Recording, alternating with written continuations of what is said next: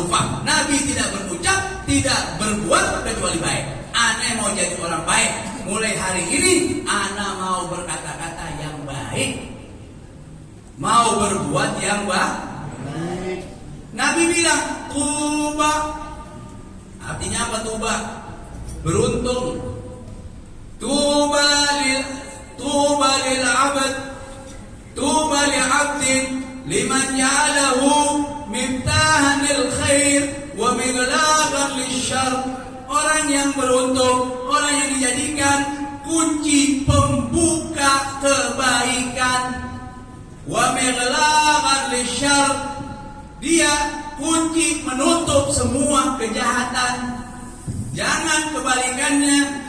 Wailun thumma wailun liman ja'alahu Allah miftahan lisyarr wa mighlaqan lil khair. Ada orang yang dijadikan Allah, dia menjadi kunci pembuka amal kejahatan. Kerjaannya resmiin diskotik, kerjaannya bikin judi, kerjaannya bikin tempat mabuk, bikin tempat-tempat orang bermaksiat. Walaupun dia tidak berbuat itu maksiat, dosanya ngalir terus sampai dia dikubur. Man sanna sunnatan hasanatan, Nabi bilang barang siapa yang berbuat sesuatu yang baik, yang baru, yang baik, falahu ajr, maka baginya pahala. Wa ajrun man amila biha, dan pahala dari orang yang mengamalkan gara-gara dia ngasih contoh yang baik. Walaupun contoh itu nggak dilakukan oleh Rasulullah SAW. Misalnya bikin suatu penemuan apa, atau bikin buku, bikin madrasah, bikin apa saja amal kebaikan, sehingga amal kebaikan itu dirasakan dan dinikmati oleh orang-orang lain, atau diikuti oleh orang-orang lain. Maka selama orang lain itu mengikuti jejak yang dia lakukan dari perbuatan baik, maka pahalanya ngalir terus sampai di dalam kubur pun terus dikirim pahalanya. Tapi jangan lupa yang kedua, man sanna sunnatan sayyi'atan, barang siapa yang membuat sesuatu yang baru yang jelek, falahu wizrun, lawan katanya ajar wizrun, dosa. Wal wizr man amila biha, dan dosa dari orang yang melakukan. Ini orang paling sial. Siapa orang paling sial? Dia udah berbuat kejahatan, udah berhenti, udah tobat. Dia udah tobat berbuat jahat, udah gak jahat lagi udah. Tapi pernah dia berbuat ngajarin orang bikin kejahatan. Ada kan orang ngajarin bikin kejahatan tuh. Nah, orang ngajarin bikin kejahatan, ilmu yang diajarin untuk orang jahat, ilmu nyolong, ya, ilmu nipu, ilmu apa saja yang diajarkan jahat, selama orang itu mengamalkan, mempraktekkan yang dari diajarkan, walaupun dia sudah ini masih tetap ngalir. Hati-hati, jangan anggap remeh kejahatan. Ya, kebaikan juga begitu. Ya, jangan menganggap dosa itu tidak bejendol. Ada lagi bilang apa? Yang bikin dosa gue ini bukan lo. Kenapa lo jadi repot, lo sewot? Memang yang bikin dosa ente. Tapi kalau Allah turunin musibah bala, ente gara-gara kita kena juga. Ente yang bikin kita kena. Misalnya gempa bumi, ya. Di gempa, ini kampung gempa, ya, semuanya rasakan gempa hancur, atau musola bisa hancur, masjid juga bisa hancur, gara-gara berbuat dong. Makanya itu perbuatan dosa homoseks atau LGBT itu lebih ditakuti oleh setan daripada dosa zina. Kalau ada orang berbuat itu, setan aja lari terbirit-birit ke dalam laut, takut setan diturunin bala. Saking dahsyatnya. Makanya kaum Nabiullah Lut itu bukan ditenggelamkan lagi, dibalik itu bumi. Yang atas jadi di bawah, yang di bawah jadi di atas. Sampai sekarang ada namanya Bahrul Mayyit, laut mati di Yordan itu. Kadar garamnya tinggi sekali. Ente nggak bisa berenang sono insya Allah nggak tenggelam. Hatta nggak bisa berenang situ nggak tenggelam. Kenapa? Tidak ada kehidupan, nggak ada ikan di dalamnya. Kadar garamnya terlalu tinggi. Itu sisa-sisa dari kaum Lut. Disiksa sama Allah Subhanahu wa taala. Jadi kalau mau ada pembasmian, bukan basmi hama doang. Virus semprot sana, semprot sini, supaya nggak ada demam berdarah. Ada penyakit yang lebih parah dari demam berdarah. Tahu ada penyakit yang lebih parah dari demam berdarah? Penyakit yang lebih parah yaitu penyakit hati.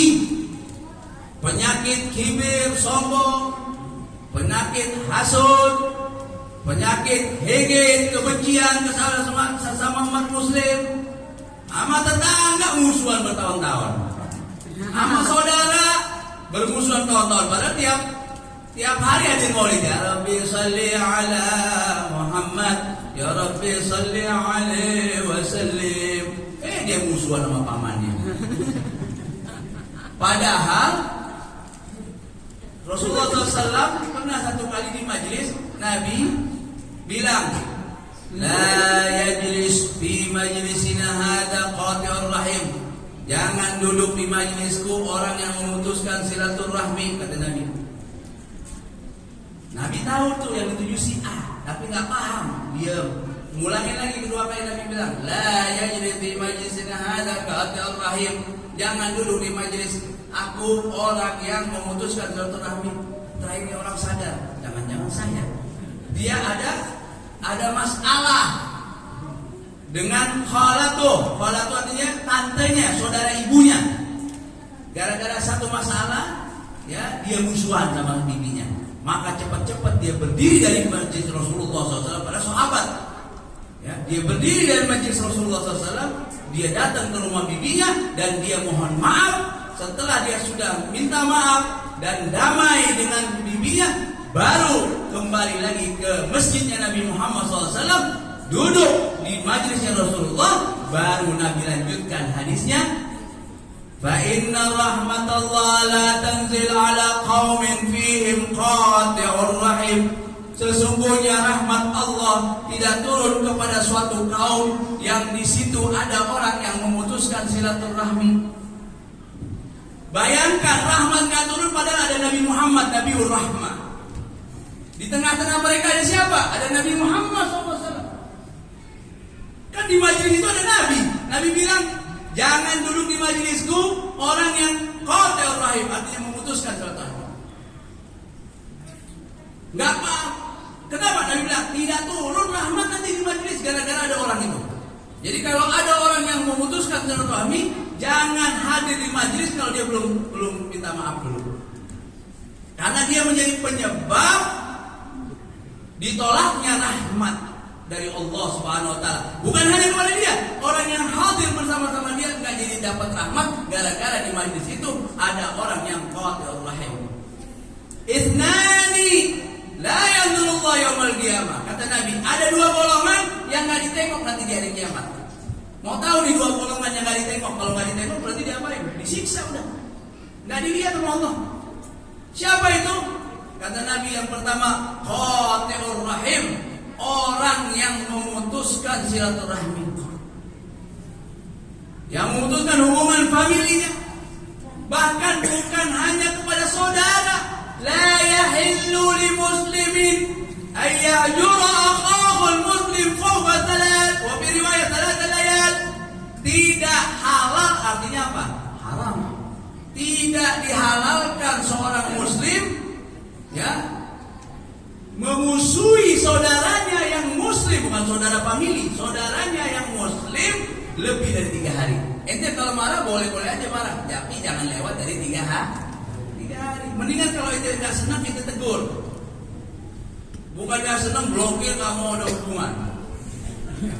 Nggak senang tegur. Itu namanya teman biasa kadang-kadang. Innamal mu'minuna ikhwatun wa aslihu baina akhwaykum wattaqullaha la'allakum. Orang yang beriman itu bersaudara. Yang kedua, jarusu, tetangga yang jahat. La yu'minu ahadukum, kata Nabi, enggak beriman man lam ya'man jaruhu min bawa'iqih, yang mana tetangganya enggak merasa aman dari gangguannya. Kadang-kadang orang ganggu tetangga, bukan ganggu dia sambitin, enggak, ganggunya dengan musik. Tetangganya lagi sakit gigi, musik dia ganggu. Dia bilang, ada batu bos, kembit nih orang. Atau lagi pusing kepalanya. Nah itu ganggu juga. Ya kuping-kuping ente dengerin aja sendiri. Sekarang kan udah canggih ada handset, itu pakai aja handset. Kenapa yang harus ente iseng orang lain harus denger? Belum tentu dia suka. Hatta yang ente setel itu apa? Maulid Nabi Muhammad SAW. Hatta yang ente setel Al-Quran, apalagi apa lebih kurang hebat dari Al-Quran. Tapi ada waktunya, ada tempatnya. Semua itu ada waktunya. Waktu syai' fi ghairi mahalli dzulm, meletakkan sesuatu bukan pada tempatnya itu zalim. Perbuatan zalim. Enggak beres. Jadi semuanya harus pada tempatnya. Sendal di mana? Di kaki kan? Coba kalau kita taruh sendal di kepala, orang lewat. Orang nggak ngomong apa, dia kasih garis gini aja. Jadi tempatnya di mana? Semua pada tempatnya. Jadi kita tahu, jangan mentang-mentang kita, kita melakukan kebaikan, ya, nyetel Quran sekenceng-kencengnya, ya Allah. Udah gitu bukan udah ke subuh, ya masih 2 jam lagi subuh udah nyetel. Ya udah itu tahajud aja. Kayak itu doang yang tahajud, orang lain nggak pada tahajud. Kadang-kadang ada yang suaranya ngambek, lu teriak-teriak, bangun. Jadi kalau kayak lagi puasa enak, memang orang seneng. Gara-gara itu orang jadi bangun sahur, nggak bakal komplain. Tapi kalau nggak bulan Ramadan, bukan lagi sahur, ente teriak-teriak, bangun. Mungkin dia nggak berani apa itu, dia sumpahin. Biar mampus semua orang. Hati-hati jangan sampai disumpahin, Nabi aja bilang jangan kencing sembarangan, kata Nabi. Hati-hati dari tempat yang mana engkau akan dilaknat. Jadi kencing aja jangan sembarangan. Kenapa? Kesatu, kalau kencing sembarangan, mungkin di situ ada tempatnya, lubang semut atau binatang-binatang yang lain terganggu dengan kau pipis sembarangan. Kan udah ada kloset. Ya. Wah, alhamdulillah di jalan itu ada rest area. Kamar mandi berderet. Ini enggak. Pipisnya di mana? Kadang-kadang ya Allah, saya ditetuk, ya di samping bukan pintu dia kecil. Ya Allah. Ya. Atau pipisnya di tempat yang orang suka lewat jalanan, kan orang kebauan, jadi disumpahin nanti. Kurang ajar nih, kencingnya sembarangan, biar bengkak itu ya. Ya, jadi jangan, hati-hati. Ini semua dari apa? Akhlakun Nabi Muhammad SAW. Nabi ini pemalu. Nabi ini kalau di padang pasir, kan zaman dulu nggak ada rest area dulu. Zaman Nabi belum ada rest area, belum ada pom bensin zaman Nabi, ya otak nggak ada bensin. Ya jadi Mekah Madinah beda. Mekah Madinah sekarang itu mau mampir, mau minum coklat ada, mau minum air es ada, mau buah ada di rest area. Ya orang yang udah umroh udah paham deh, yang udah pernah haji tahu. Nah, tapi zaman Rasulullah ada itu nggak ada. Jadi kalau di perjalanan Nabi ingin buang air atau buang hajat, ya, saking malunya Rasulullah SAW, Rasulullah bersembunyi dan memanggil itu pohon, dipanggil dengan tangan kanan Nabi, sini pohon. nyamperin Rasulullah. Tangan kirinya lagi pohon, sehingga sahabat pun tidak melihat Nabi lagi buang air. Ditutupi dengan pohon Rasulullah SAW. Padahal andai kata nggak ditutup sama pohon, bumi langsung menelan semua yang keluar dari Nabi Muhammad SAW.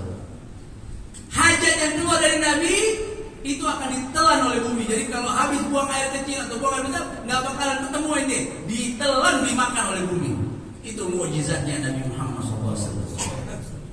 Tapi dengan begitu, padahal bisa ditelan sama bumi, Nabi masih malu. Nabi tutupin sama pohon.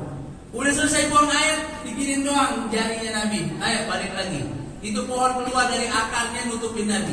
Udah selesai Nabi buang air, balik lagi ke tempatnya. Yang satu balik ke tempatnya. Begitu yang selalu dan sering dilakukan oleh Nabi Muhammad Sallallahu Alaihi Wasallam. Asyaddu hayaan, sangat pemalu Nabi Muhammad Sallallahu Alaihi Wasallam. Sehingga saking malunya Nabi bilang apa? Al-haya'u minal iman. Malu adalah bagian dari iman. Idza lam tastahi fasna' ma syi'ta. Nabi bilang kalau ente enggak punya malu, bikin aja kita mau bikin. Sekarang orang kenapa tidak berbuat maksiat ditonton orang bangga? Ya, dia berbuat kejahatan bangga. Sebabnya apa? Ma fi haya. Dia tidak punya malu. Yang ada cuma kemaluan, malunya tidak ada.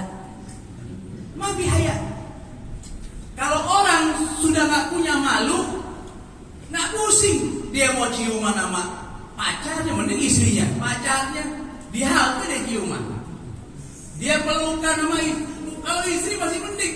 Pacar di restoran, ya kayak seakan-akan orang semua yang di depan dia buta, nggak ada yang lihat.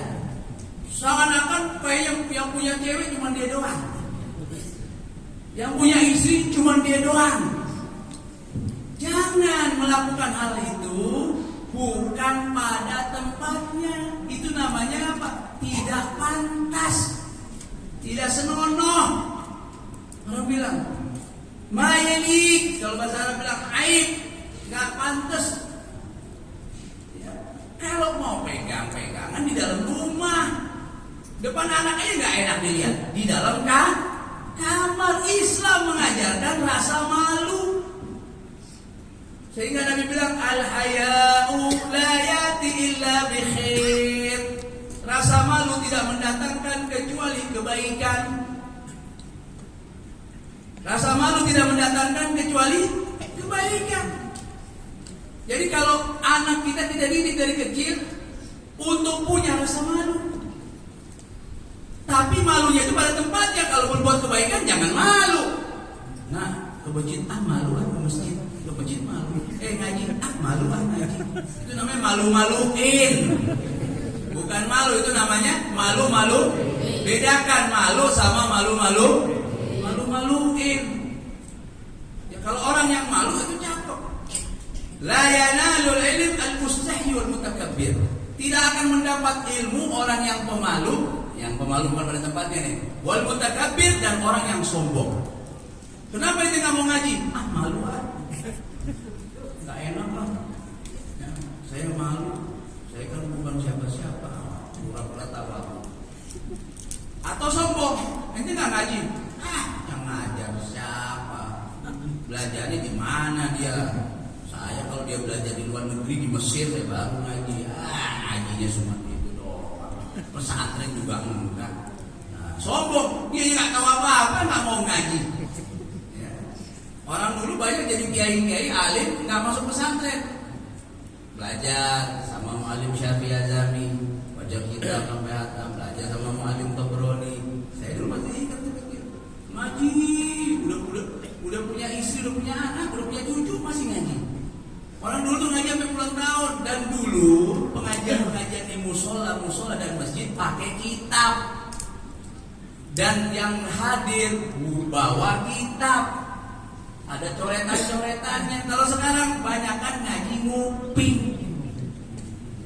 banyakan ngaji tapi bagus, mau ngaji udah masih cakep. Daripada nggak ngaji masih cakep. Nabi bilang apa? Kun aliman au muta'alliman. Jadilah engkau orang yang alim atau orang yang belajar ilmu, au mustami'an, orang yang suka mendengar ilmu. Ini ngaji nguping nih. Ya. Atau yang keempat, au muhibban. Jadi orang yang cinta kepada orang yang alim dan orang yang menuntut ilmu dan orang yang suka mengaji. Nabi nggak nyebut yang kelima, malu Nabi bilang. Sampai Nabi bilang apa? Wala takun khamisan fatahlak. Jangan jadi golongan yang kelima, engkau akan binasa. Siapa ini yang kelima? Mubghidan, orang yang benci sama orang alim, orang yang nggak demen sama orang yang ngaji. Dia nggak senang kalau ada orang bikin pengajian. Dia merasa risih, merasa terganggu. Padahal kadang-kadang itu pengajiannya, ya atau acara-acara kayak gini maulid, setahun sekali kan maulid. Ada setahun 2 kali di sini. Setahun sekali. Setahun sekali. Ya, makanya orang minta maaf kalau apabila tetangga terganggu atau apa. Di Mesir, nih manfaat acara maulid nih, saya tutup terakhir. Manfaat acara maulid di kitab Syaraful Anam. Ya, kitab Syaraful Anam dijelaskan bahwasanya dahulu kala di kota Mesir ada seorang tetangga Yahudi. Ya, seorang tetangga Yahudi. Dia punya tetangga, punya kebiasaan tiap tahun bikin maulid. Habis selesai maulid kasih orang makan. Makanya istilah orang dulu itu kalau habis maulid makan nasinya namanya nasi apa ya? Nasi kebuli. Itu bahasa Arab sebenarnya. Nasi kobuli. Apa kobul? Gobul berarti. Habis selesai ente beramal, ente gobul diterima insyaallah. Jadi tafaulannya itu nama nasinya aja kasih nama nasi kobuli. Orang Indonesia repot ngomongnya nggak kok jadi kap. Nasi kebuli ya udah nggak apa-apa deh. Yang penting tahu benernya, ya, tahu yang sebenarnya. Nah ini Yahudi, dia punya tetangganya dia itu punya kebiasaan bikin maulid kasih makan orang. Sehingga dia tanya sama tetangganya, ngapain nih? Tetangga ini kok tiap hari tiap tahun kok ngumpulin orang banyak? Dia bilang, tetangganya bilang yang muslim, ini tetangga biasa si fulan ini dia merayakan hari kelahirannya Nabi Muhammad. Oh gitu, bahasa kita. Oh gitu. Iya. Udah, gitu saja. Pertanyaannya, oh gitu ya. Malamnya tuh kucingannya mengaji. Malamnya ini si istri, kan suami istri nih, si istrinya bermimpi berjumpa dengan Nabi Muhammad. Gara-gara tetangga bikin mau jumpa sama Nabi Muhammad. Dilihat di dalam mimpinya orang berkumpul, ada siapa yang datang? Disambut kedatangan wajah manusia yang terang benderang, ganteng. Siapa itu? Itulah Rasulullah SAW. Dalam mimpi dia tanya, siapa nih? Rasulullah. Boleh nggak saya ketemu? Oh boleh, silakan. Pas baru mau jumpa sama Nabi, Nabi mengucapkan assalamu alaiki, salam sejahtera atasmu. Dia bilang kan saya belum masuk Islam, saya bukan orang Islam, saya Yahudi. Kenapa kau mengucapkan salam? Saya tidak ucapkan salam kecuali Allah sudah beritahu kepadaku, kata Nabi, bahwasanya annallaha qad hadaki, bahwasanya Allah sudah memberikan hidayah kepadamu. Masuk Islam dalam mimpinya di tangan Nabi Muhammad SAW. Maka si istri tatkala bangun tidur pagi, dia ketakutan, mau memberikan kabar ini kepada suaminya, takut suaminya marah. Dia mimpi berjumpa dengan Rasulullah. Nah, kita belum ada yang mimpi itu. Belum ada mimpi Rasulullah. Mimpi dimimpiin gara-gara tetangganya bikin mau. Dia bangun, dia cari suaminya kok di sampingnya udah gak ada lagi tidur. Gak lama kemudian suaminya datang bawa belanjaan dari pasar. Istri bingung, kok belanja banyak banget nih belanjaan. Buat apaan? Kita ingin merayakan peringatan kelahiran Nabi yang tadi malam engkau masuk Islam di tangannya, kata suami. Nah, kok bisa tahu, kata istrinya? Saya pun juga sama, masuk Islam di tangan Nabi Muhammad. Itu berkat daripada perayaan Maulid yang diadakan oleh seorang tetangga. Padahal dia Yahudi, dapat keberkahan daripada majlis Maulid. Mudah-mudahan kita hadir di tempat ini.